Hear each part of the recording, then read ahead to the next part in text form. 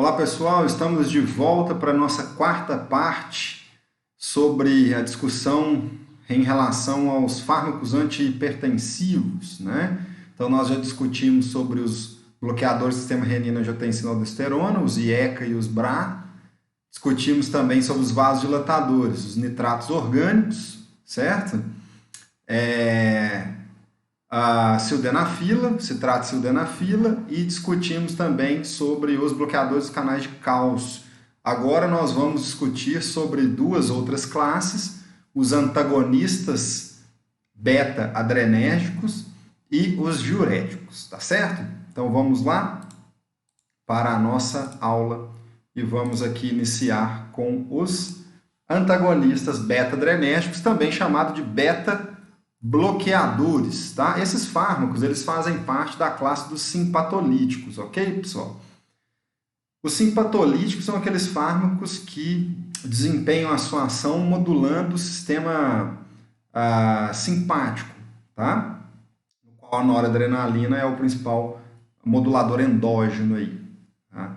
Então, nós temos aí os antagonistas de receptores adrenérgicos, mais especificamente os antagonistas beta-adrenérgicos, também chamados de beta-bloqueadores, e nós temos simpatolíticos com ação central, que aí eles têm um mecanismo pautado na interação com receptores do tipo alfa-1, que estão presentes no sistema nervoso central, modulando então a liberação de noradrenalina, tá? Mas então nós vamos abordar primeiramente sobre os beta-bloqueadores ou antagonistas beta-adrenérgicos e depois falaremos um pouquinho sobre os simpatolíticos com ação central. Então vamos lá.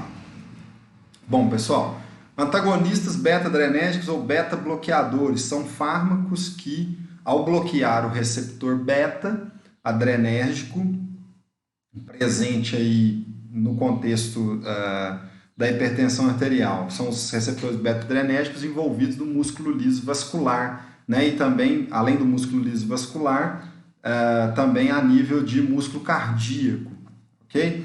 Então, esses fármacos são representados aí pelo propranolol, atenolol, pindolol, carvedilol, labetalol, então existem vários aí representantes. Então, nós temos aqueles chamados de antagonistas beta-adrenérgicos não seletivos. Nós temos o pindolol, que é um agonista parcial, funciona como nas bases do agonismo parcial, né? Ou seja, estabilizando o receptor na conformação inativa. E nós temos os antagonistas mistos, né? Ou seja, eles são capazes de bloquear tanto receptores beta, tanto beta 1 quanto beta 2, quanto os receptores alfa 1 também adrenérgicos, envolvidos no sistema nervoso central, que é o labetalol e principalmente o carvedilol. Então, os três principais fármacos representantes dessa classe são atenolol, propranolol e carvedilol. Bom, o atenolol é um antagonista seletivo para o receptor beta-1, ou seja, o bloqueio está só a nível de receptor beta-1. Já o propranolol é um antagonista não seletivo, né? Ele é um antagonista de receptores beta, tanto beta 1 quanto beta 2, tá certo? Bom, lembrando aqui, nós temos receptores beta 1 e beta 2 a nível de músculo cardíaco. E quando a noradrenalina se liga, promove a ação agonista, né, ao se ligar e formar um complexo estável e funcional com esses receptores a nível de coração, de músculo cardíaco, o efeito biológico observado é o aumento da frequência cardíaca, aumento de força de contração e automaticidade cardíaca, ou seja, efeito cronotrópico e inotrópico positivo. Isso promove um aumento do débito cardíaco e aumento da pressão arterial. Beleza? Lembrando, né, que também esses fármacos podem desempenhar a ação antagonista em receptores alfa-1 adrenérgicos. Nós temos receptores alfa a nível de vasos sanguíneos e a ação agonista mediada por receptor alfa a nível de sistema venoso é contração. Então, se a gente bloqueia aqui, né, no caso dos antagonistas receptores alfa-1, como é o carvedilol, caso do carvedilol, nós conseguimos promover vasodilatação e diminuir resistência vascular periférica, diminuindo pressão arterial. Tá certo, pessoal? Então, os antagonistas dos receptores beta-1 adrenérgicos, eles são, que são um bloqueio mais seletivo para beta-1, no caso do atenolol, tem um impacto mais cardíaco, né? Então, ou seja, é uma atuação mais a nível de bloqueio de receptor beta-adrenérgico do tipo 1 cardíaco, diminuindo, então, não diminuindo, né? Na verdade, aumentando o débito, diminuindo o débito cardíaco, diminuindo a resistência vascular periférica, porque os efeitos biológicos observados são um efeito cronotrópico e inotrópico negativo, não é isso? Bom, e eles são capazes também de promover a inibição da síntese de renina. Isso é muito importante, porque a gente sabe que a renina ela ativa, a renina, uma molécula liberada pelos rins, ativa o sistema renina-angiotensina-aldosterona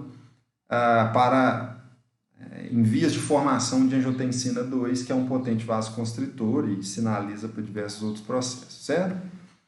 Os antagonistas beta-adrenérgicos estão presentes aí mais em monoterapia do que combinados, mas eles podem ser combinados aí com alguns fármacos como diuréticos, né?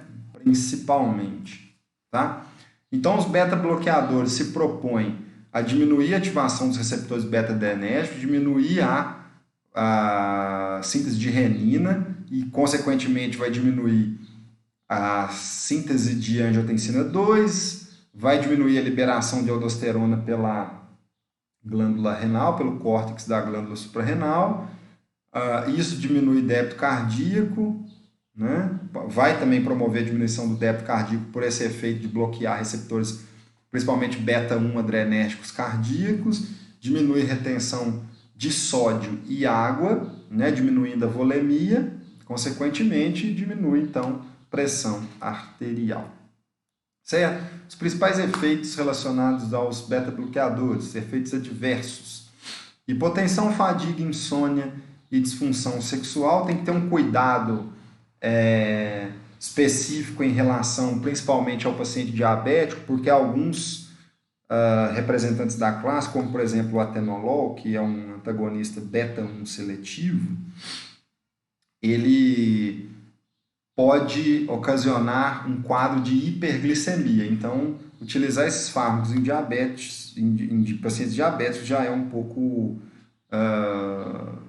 tem que ter um cuidado maior. E no paciente asmático também, porque a gente sabe que os pacientes que são portadores de asma geralmente tratam a asma com fármacos agonistas beta-2 seletivos, né?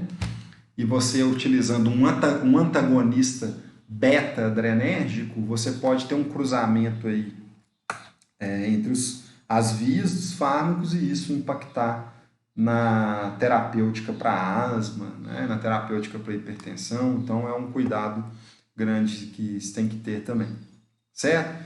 Em termos de interação medicamentosa, cimetidina e ranitidina, que são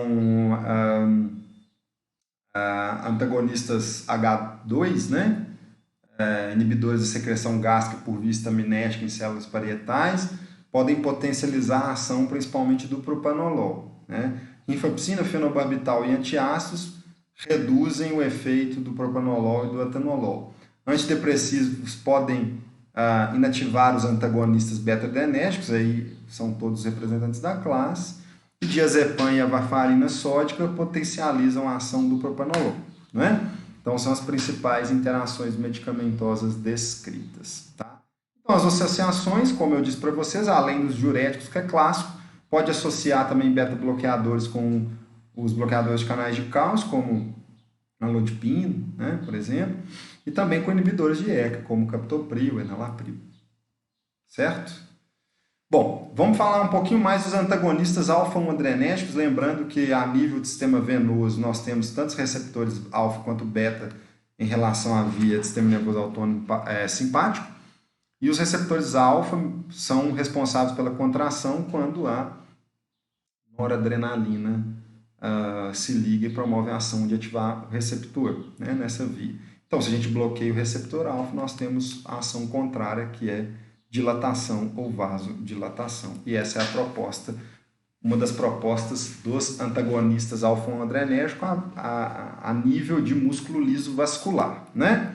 Mas existe uma outra ação também, que é a ação simpatolítica central, né? Que nada mais é do que a ativação pelo fármaco de receptores do tipo alfa-2 adrenérgicos no sistema nervoso central. Então, nós temos alguns fármacos aí, como a própria metildopa, né? Como a clonidina, a guanabens e a guanfacina, né? Então, os principais aqui que a gente tem que focar mais é a alfa-metildopa e a clonidina, né? Então, eles podem reduzir a pressão arterial pela diminuição da descarga dos nervos simpáticos, porque eles vão acabar desempenhando um papel aí de inibição da liberação de noradrenalina. A alfa-metildopa é um desses fármacos, inclusive a alfa-metildopa é o antihipertensivo mais seguro para gestantes, né? Então é o antihipertensivo de escolha para gestantes, né? Então fica aí a informação para vocês. E nós temos aí os agonistas alfa-2 seletivos que acabam penetrando aí a nível de sistema nervoso central, e a clonidina é o principal.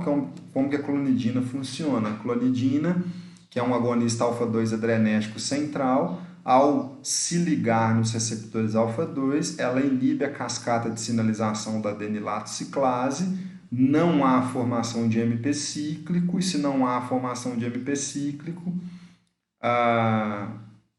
acaba ativando, né, o canal de cálcio, e isso acaba por promover a inibição da liberação da noradrenalina, e com isso esses fármacos acabam diminuindo a excitabilidade, diminuindo a atividade simpática, e isso acaba tendo um efeito benéfico aí em termos de diminuição da pressão arterial. Ok? Bom, então, tá aí, né, em relação aos agonistas alfa-2 adrenérgicos de ação periférica, eles inibem a liberação da noradrenalina, né, e acabam por diminuir essa pressão arterial devido à diminuição da atividade simpática.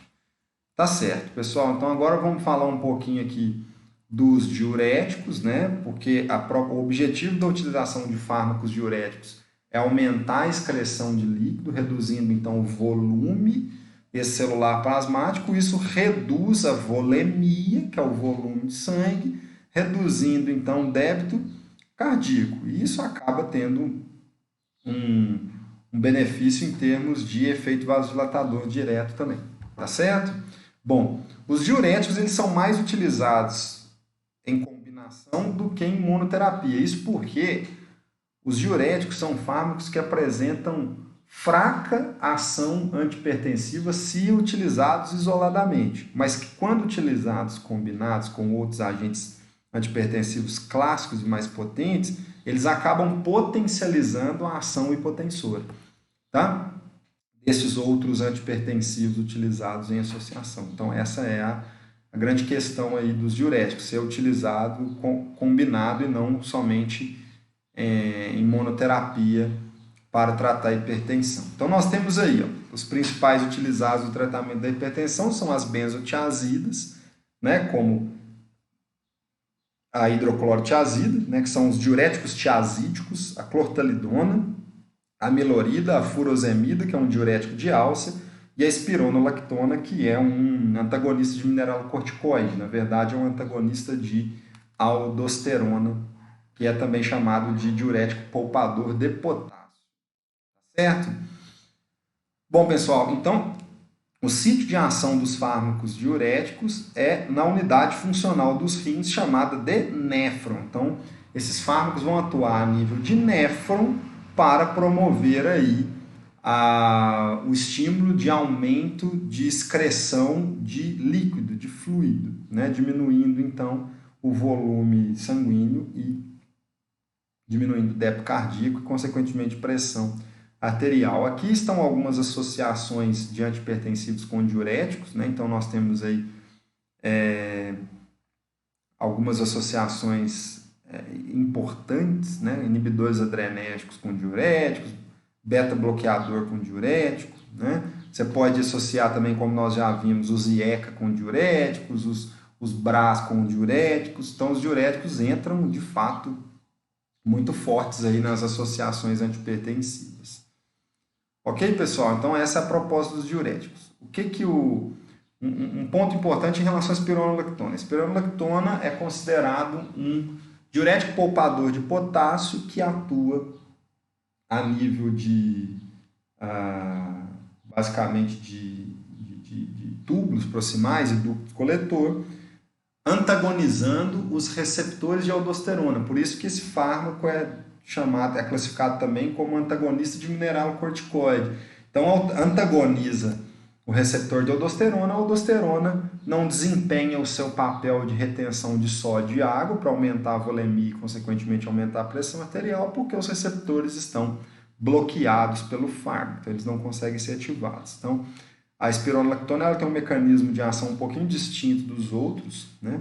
Porque os outros eles acabam aumentando a diurese mesmo, a eliminação de água, enfim, né? Então ela tem um mecanismo um pouquinho distinto. Essa imagem aqui mostra uma síntese aí, né, dos antipertensivos e as vias de ação dos antipertensivos, né? Então nós temos aqui essa representação, né, para que vocês possam observar. Eu aconselho vocês a dar uma olhadinha um pouco mais detalhada nessa imagem, que ela mostra aí os principais antipertensivos, né, alguns representantes até, e as principais vias de atuação desses fármacos. Ok, pessoal? Bom, então, pessoal, essa é a nossa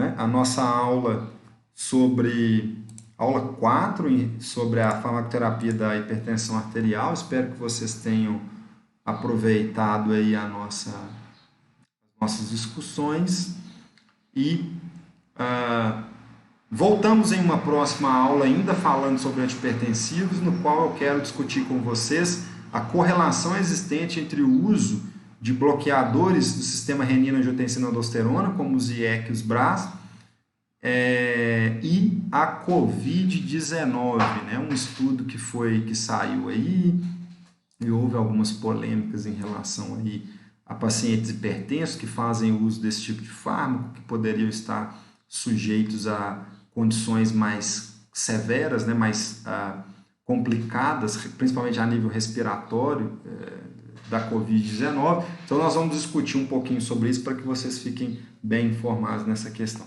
Beleza? Material na sala Conexão. Retornamos então em um próximo vídeo. Bons estudos. Tchau!